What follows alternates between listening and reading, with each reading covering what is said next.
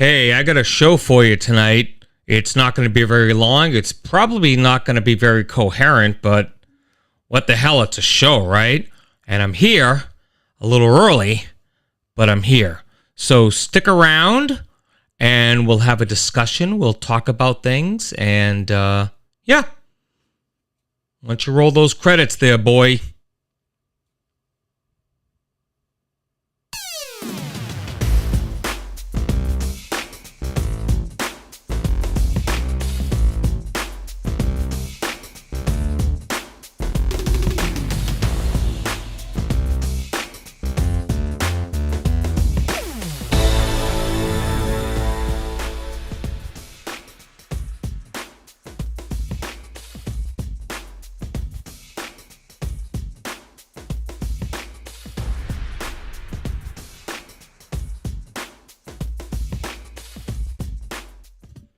Hello, everybody, and all few of you who are joining me. I know, short notice. I said there wasn't going to be no show, and then I got a hair across my derriere, and I thought, you know what? I'll do it a little early. I'll just wing it for a half hour. We'll do a little show, and that'll be that.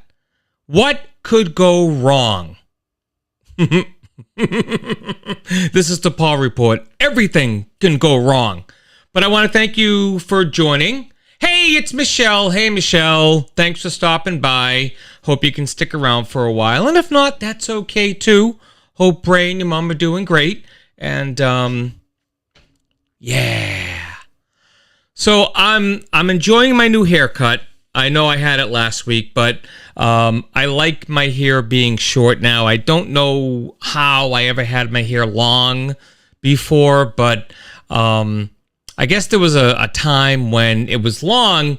I didn't want to cut it because it took so long to grow, and I just didn't want to cut it because I thought I might have regrets over it. But this time around, not so many regrets. I enjoy cutting it, getting it cut, getting it like this. And what's nice is that I could fall asleep and wake up in the morning or wake up after a nap and still look this good. So yeah, thank you. So I had a couple ideas for the show today.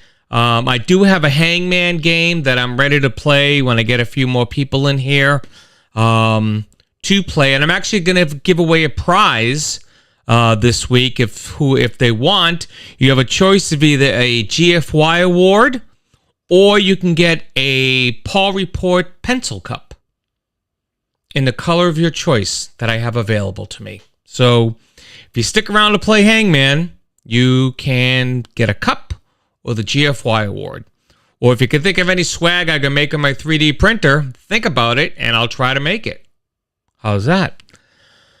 All right, so one of the things that I jotted down in my notebook about 30 seconds before it came to me live is I was driving around.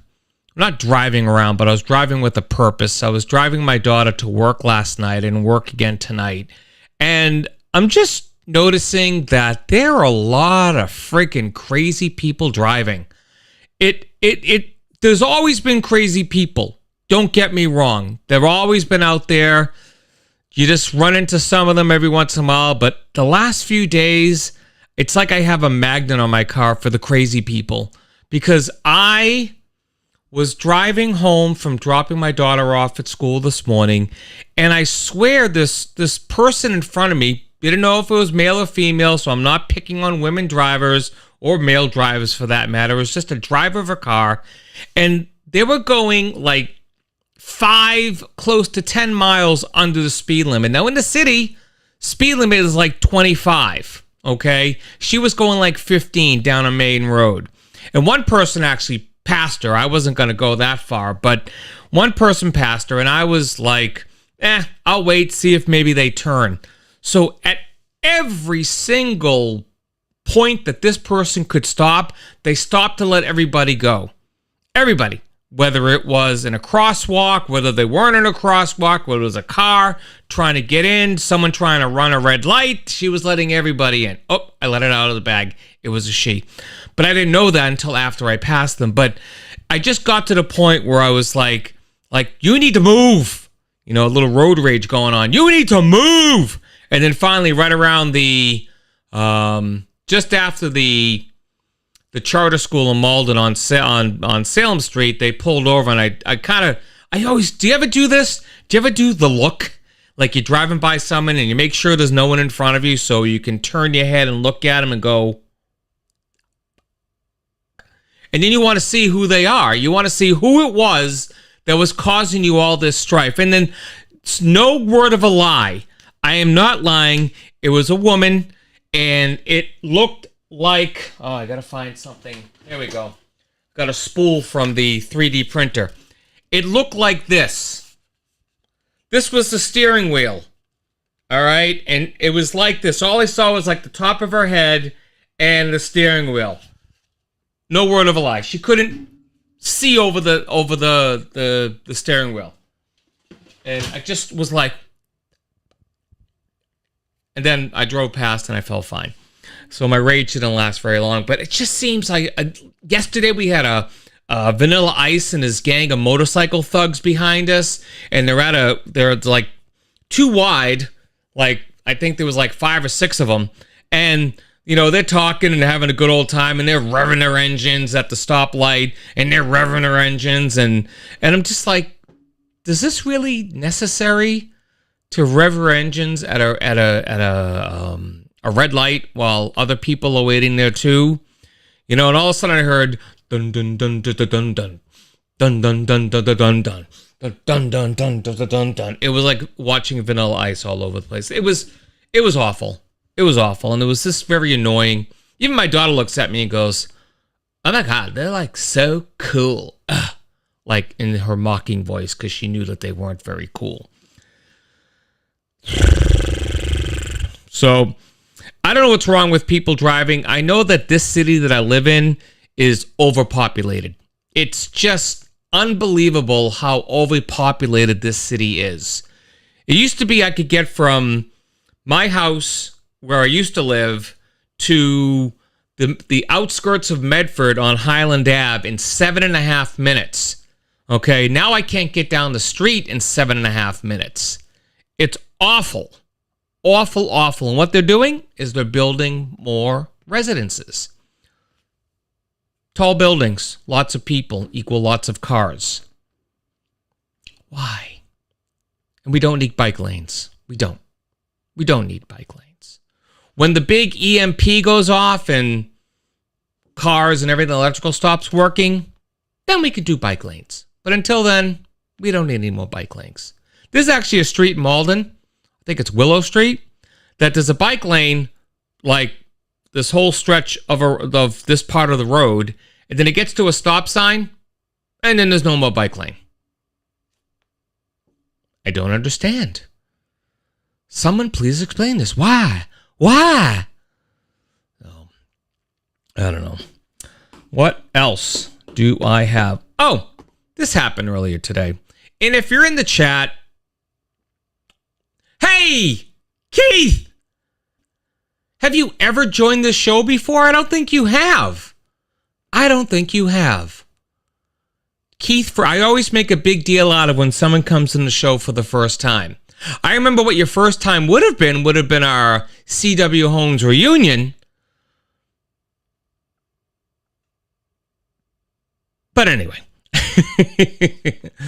No, I wanted to talk about a little bit of social media. Now, this is based on a political conversation that was had on a post that my brother made about the refugees in Florida that got shipped up to Massachusetts, to Martha's Vineyard, under the idea that they were going to Boston and having jobs and housing and all this stuff, but yet they were sent to Martha's Vineyard on a lie. And many news sources have confirmed that what these people were told was not what happened. That's where the political part ends. Where the story picks up is that my brother had a post on some part of Facebook and was talking about, the refugees, and, they're getting all this stuff. They're getting free cell phones. They're getting food. They're getting all this stuff. And then people start chiming in on it.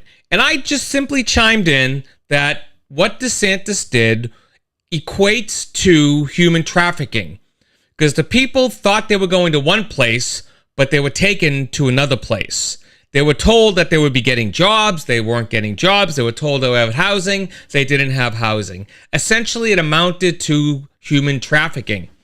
And there were plenty of reports stating that it was borderline, or the legal system is looking at this going, is this human trafficking? And is DeSantis guilty or accused of a crime?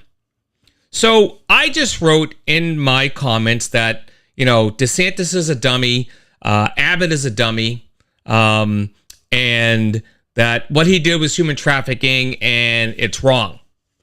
Plain and simple. Just, it's wrong to do what he did. And yet DeSantis, with his, stupid stance, says, I'll do it again. And he has like $12 million socked away. And, I heard someone else say this, and I think it's a good thought, but why don't they use that $12 million for mental health purposes that they, may need? Like Texas took away a couple $1 million or something out of the mental health budget. Why not have Florida pay for it? So anyway, I move on. So this woman, I'm not going to mention her name. I don't even know her, but it's a friend of my brother's maybe. And she says, well, what about, now this is whataboutism. She says, what about the thousands of people that Biden flew in the middle of the night? What about, a bunch of stuff? I mean, if you want, I can read the post by all means. I just have to pull it up if I had my phone nearby, but I don't think I have my phone nearby. I don't know where it is. Holy crappage. Normally I have my phone right here. Oh, here it is. These are the things what you get when you have a junior show. So, all right, let's see. Facebook. Let's see. Let's see. Notifications. Oh, I'm in notifications already. Let's see. Okay. So, I said, now, I'm going to read this off to you just because in fair context. I don't want to leave anything out, and you can make up your own mind about what I've said or whatever. But I said, these folks were lied to. They were moved from one place to another under false pretense. This is the definition of human trafficking.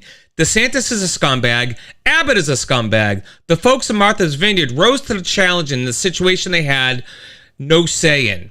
And it's true. The people in Martha's Vineyard, it was on the news. It was being reported that they were, welcoming to these people and took care of them as best they could in the short notice that they had.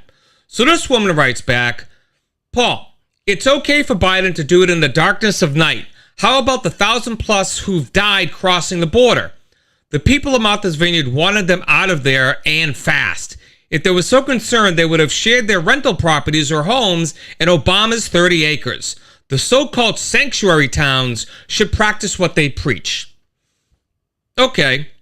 And I wrote, can you provide a link to the source of your assertion that the people of Martha's Vineyard wanted them out?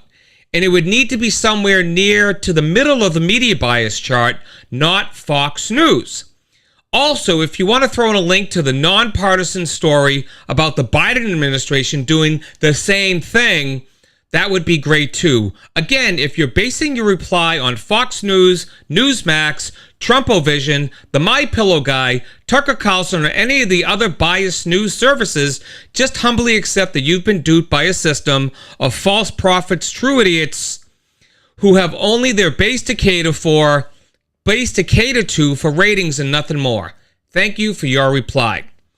So I have asked this person to provide me links to news stories that prove of the thousands that have died, the people that Biden flew overnight, not the Biden administration, but Biden himself, aviator glasses on, flying a plane. Hey, we're going to get these people out of here. It's the middle of the night. Bad of Biden, I understand. So the response was exactly what I expected to get. The response was, I'll provide a link when you provide the opposite to defend yours. challenge thrown. And so I wrote back, I was ready for that go-to response from the Retrumplicant Party. Here you go. And don't fret, I'm not expecting you to return with a link from a non-biased news source. And I posted a link from NPR, which is pretty close in the middle of the non-biased, about the flying migrants to Massachusetts was a political stunt and possibly a legal challenge. So I provided a link, and I got a response. Oh, wait, no, I haven't gotten a response yet. And I sent that several hours ago.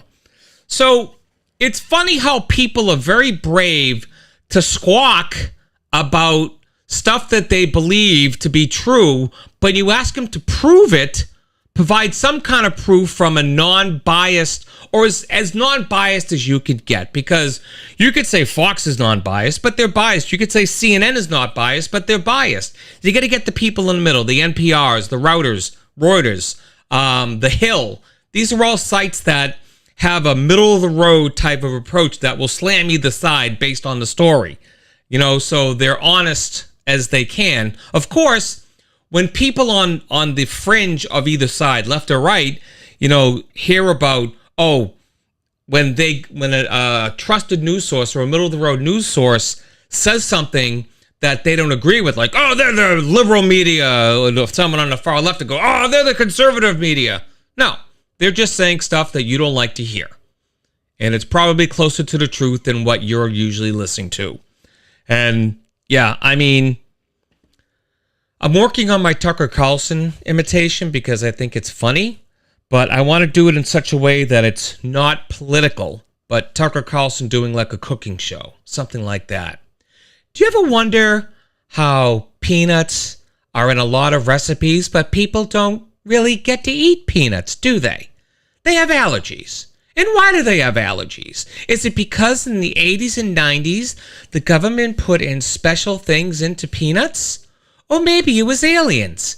There were a lot of aliens in the 80s, weren't there? Remember E.T.? Maybe he did it. And what's the deal? Anyway.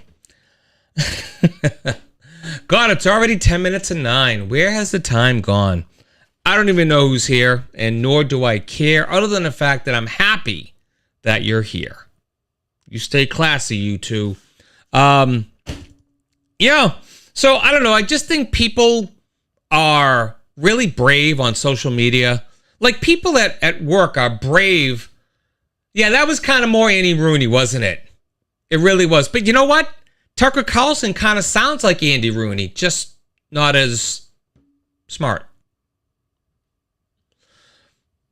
But I'll tangent off and talk about the people who are brave when they're not in your face.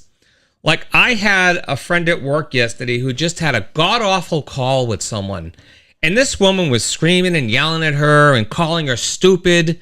And it was just, hearing about it, I have this empathy thing. I'm sure I talked about it before, that when people talk about something, I can actually feel their pain. Like, I get uncomfortable. My legs start tingling or something. I could also produce tears because I'm feeling so much.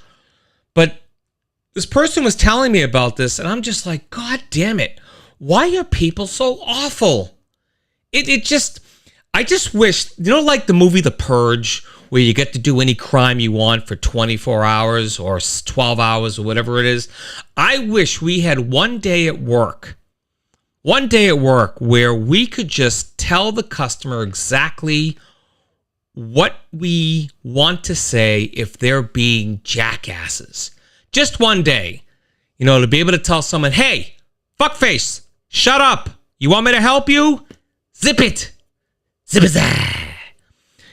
Just to have that power for one day, just one shift, 1 8-hour shift, to be able to tell customers exactly how you feel in that moment, only when they're being dinks. Because if they're being nice, there's no reason to do it. I had a lovely customer today I talked to. She was awesome.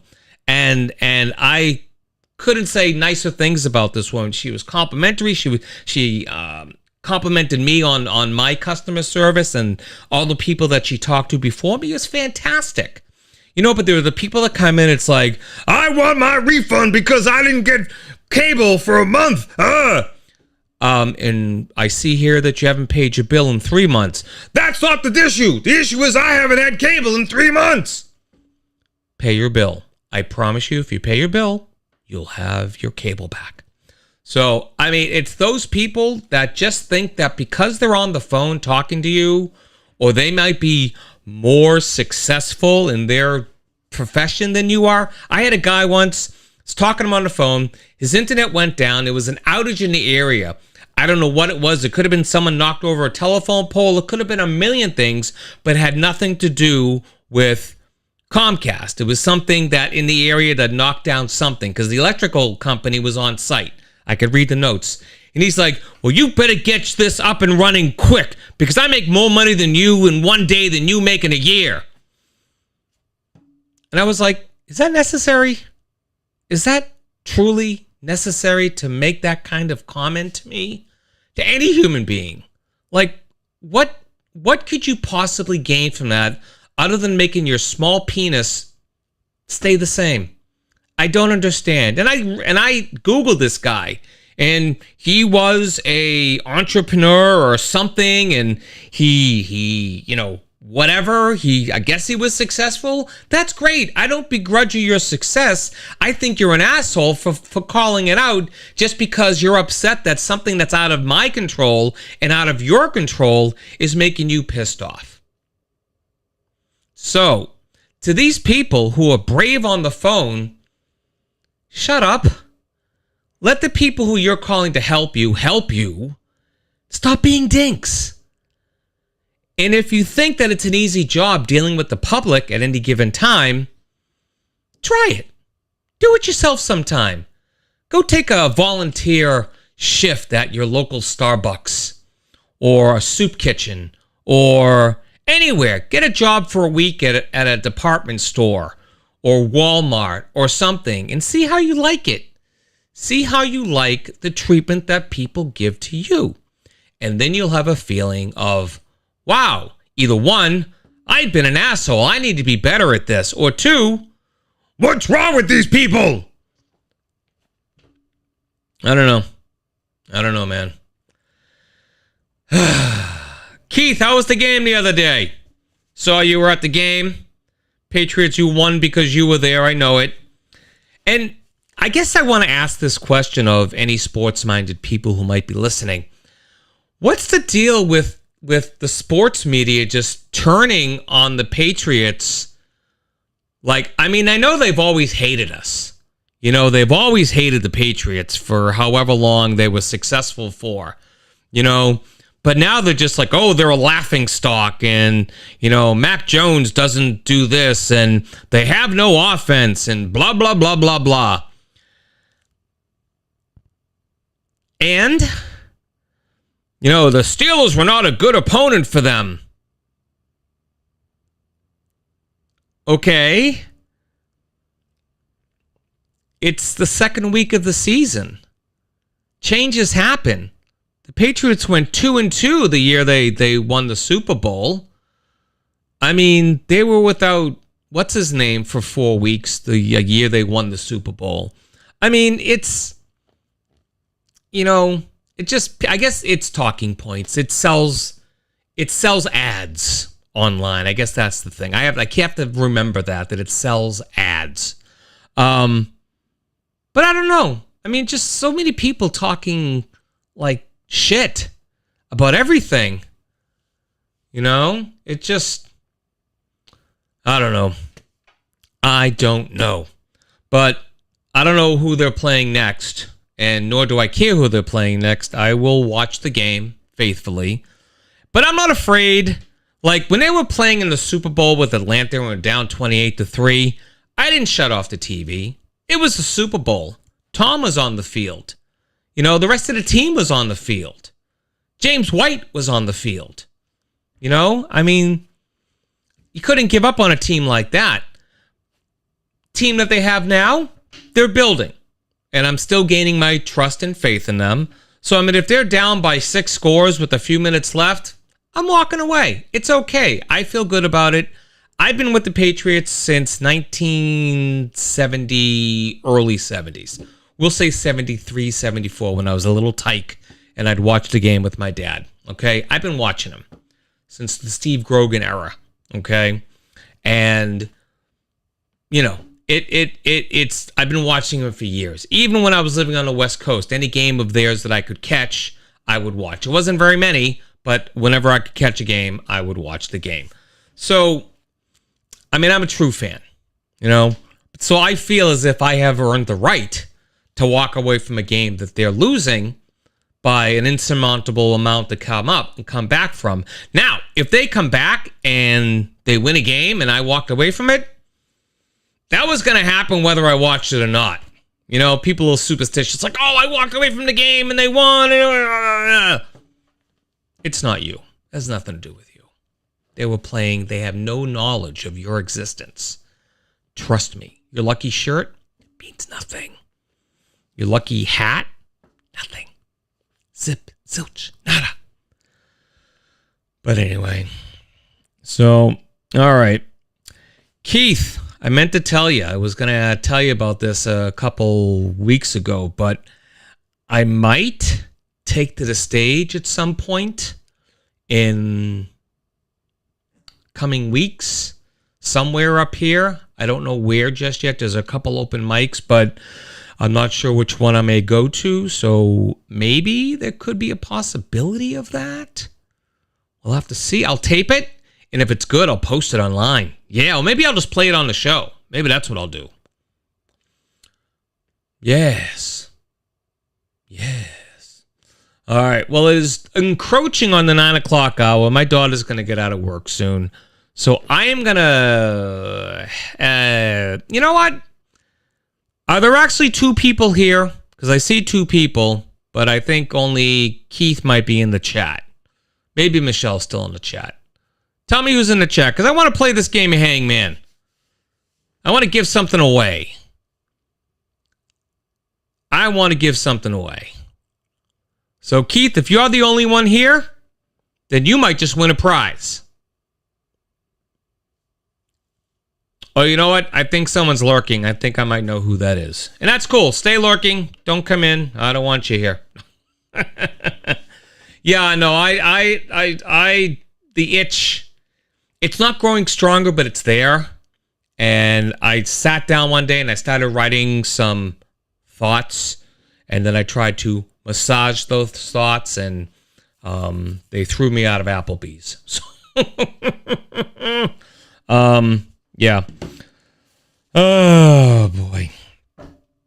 So, all right, I'll tell you what. We're gonna try this with one person on. Nah, we're not gonna do it. We're not gonna do Hangman tonight. You know what? One person.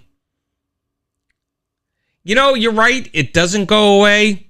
It's always been there, but I think what's the word? I think my confidence in myself to do it. Like, I can get up here and talk to this with no problem. I have no fear putting this face on the internet and talking for however long, half hour, whatever it is. I have no problem. And maybe this goes back to that whole I'm brave from a distance. But when it comes to being in front of a crowd, I just have this, like, the information's going to fall out of my head and I'm not going to be able to deliver on the goods. And I don't know. But it is there. It's, you know what it is? I actually have this itch on my back. It's like right over here, but because of the shoulder is all messed up, I can't reach it. I honestly, this is as far back as I can go with this arm before the pain starts. So I can't even reach the spot on my back that itches. And that's what it is. That is the manifestation of the drive or the wanting to do comedy, but it's just out of reach. So, I don't know. I'll figure something out. Maybe I'll just keep writing, and maybe I can hone in 5 minutes and see if I can get a night to go and just do it, and just do it. You know, I'm much prettier now than I was back in the 90s. Yes. I'm going to leave with this. A couple weeks ago, I was floating around the internet and I came across Billy Crystal's eulogy at Muhammad Ali's funeral or his memorial service. I got to tell you, I didn't realize how close they were, but they were very close, those two. And the stories he told about Muhammad Ali and his impressions of Muhammad Ali are just like so endearing. And then there was you start with one clip, and then I went into this This Is Your Life type of thing. It was on the BBC back in I want to say it was the late 70s, like 79, just after Muhammad Ali retired. And they brought in all these people who knew him from his past, like the very first kid he ever fought as a 13-year-old. They found him and brought him in. And he was sharp as a tack. He knew these people before they even came out. They're like, oh, it's your first opponent. And he rifles off the name right before the announcer says his name. And it was a great 45 minutes of him just being Muhammad Ali. And I've always appreciated Muhammad Ali, just one, for his boxing, and two, just the type of person he was, and his fast talking and his intelligence and what have you. But then I came across Billy Crystal doing 15 rounds with the champ.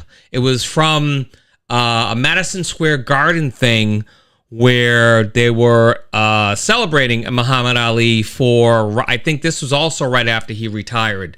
But he went out and did 15 rounds of material related to Muhammad Ali, starting from his Golden Gloves and the Olympics and all through the 60s, Vietnam, the whole thing, all the way to losing to Leon Spinks and then getting his title back.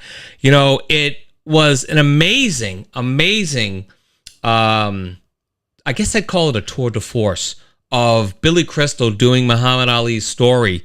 It was just amazing. So if you ever get a chance, look up Billy Crystal's eulogy of Muhammad Ali, 15 rounds with the champ, and I forget if it was This Is Your Life or something, but it was something on the BBC from the late 70s about Muhammad Ali. If you have any appreciation for Muhammad Ali or even Billy Crystal, those two are just a phenomenal watch online, and they're free.